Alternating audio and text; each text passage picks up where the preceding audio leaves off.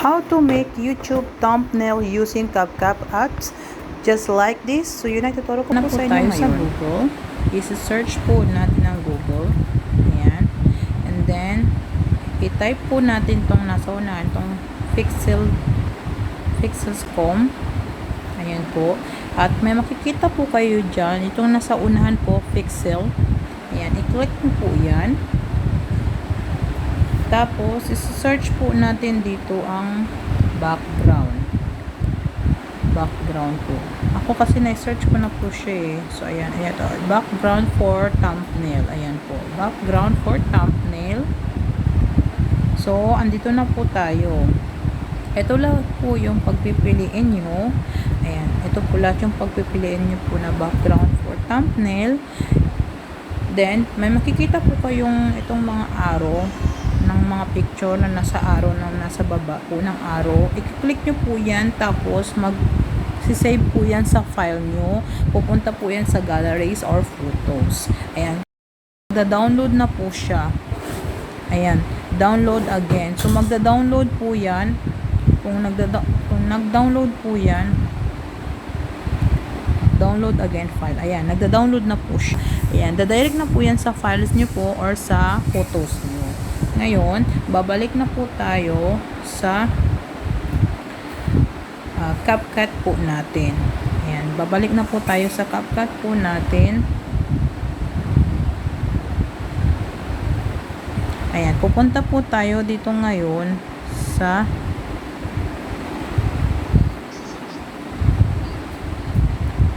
new project.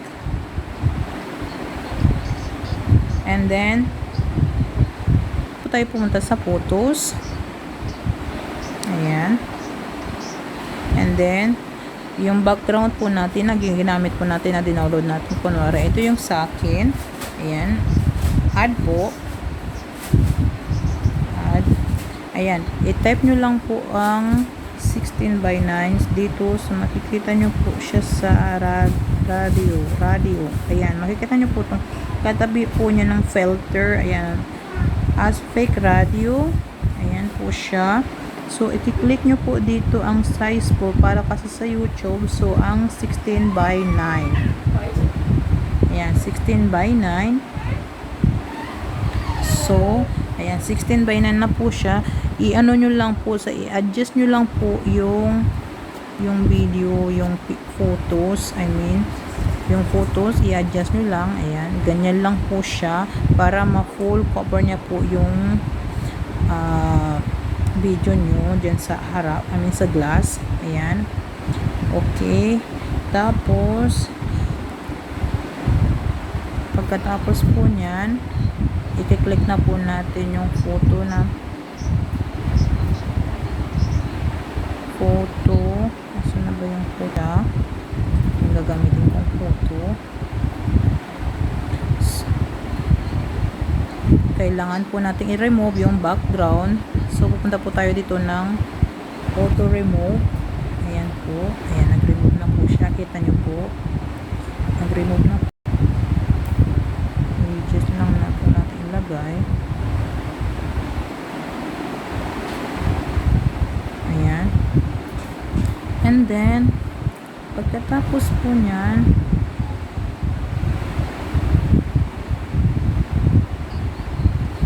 okay na po yung picture at pupunta po tayo sa add overlay. Ayan, add overlay po.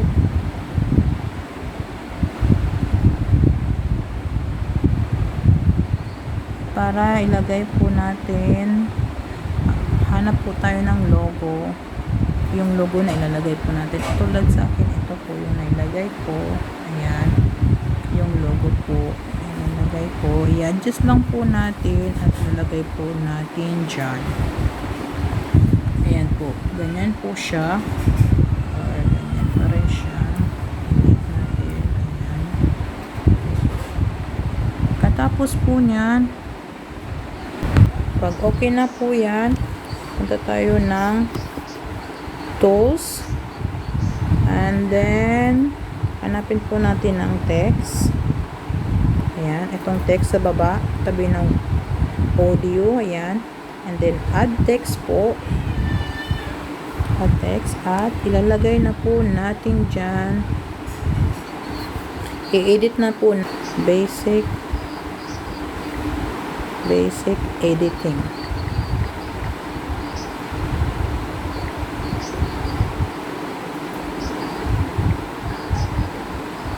Basic editing. Ayan. So, kayo na din po ang bahala mag-style kung anong gusto niyo pong style dyan. Ayan, kung yan po ba. Ayan, meron din po mga color dyan. Kung makikita nyo po, kayo na po ang bahala dahil po sa akin. At yan po ang pinili ko. At ito po ang ilagay ko. Ayan, at ilalagay po natin ang effect. Tignan natin yung effect. Yung front, ayan. Yung fronts po niya, depende po sa inyo kung ano po yung gusto nyo dito. Ito po ba? Or ito. Ayan. Kayo na po ang pumili dyan. Kung saan po yung gusto nyo. Ako po, ito po ang pinili ko. Ayan po siya. So, pagkatapos po niyan, capture po natin siya. Ayan. Kailangan dapat ka-size po ng YouTube po natin. So, i-screenshot po natin siya ng ganyan. Ayan. Na-screenshot na po natin. So, kailangan din natin siyang i-cut. Ayan. I-cut po natin siya. Dapat kailangan sakto yung pagka-cut po natin dahil ito po ilalagay natin mamaya sa ating YouTube. Ayan. Ayan. Pagkatapos po niyan, yan, pwede na po natin yan ilalagay sa YouTube po natin.